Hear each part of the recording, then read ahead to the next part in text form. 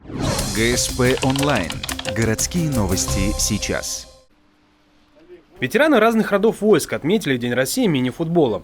4-й Кубок Вооруженных сил состоялся на стадионе «Нефтяник». В этом году его не стали откладывать из-за погоды, поэтому утро хоть и выдалось ненастным, но настроение никому не испортило. Большое поле разделили на несколько секций поменьше для одновременной игры. В турнире приняло участие 6 команд.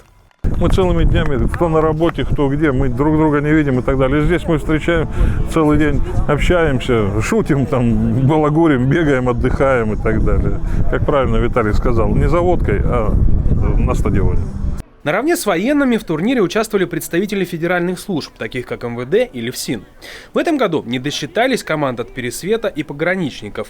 Все играли по круговой системе в 2 группах, 2 тайма по 15 минут.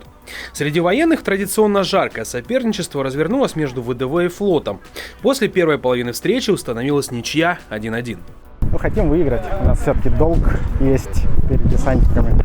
Так что ребята играют, стараются, тем более товарищеские игры такие, они должны дружелюбно проходить и без всяких травм желательно. Тем более люди взрослые уже, надо забивать.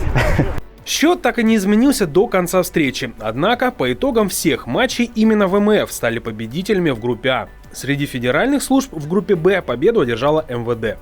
Кульминацией Кубка Вооруженных сил стала игра сборных военных и федеральных служб. Со счетом 3-1 армия обыграла соперника.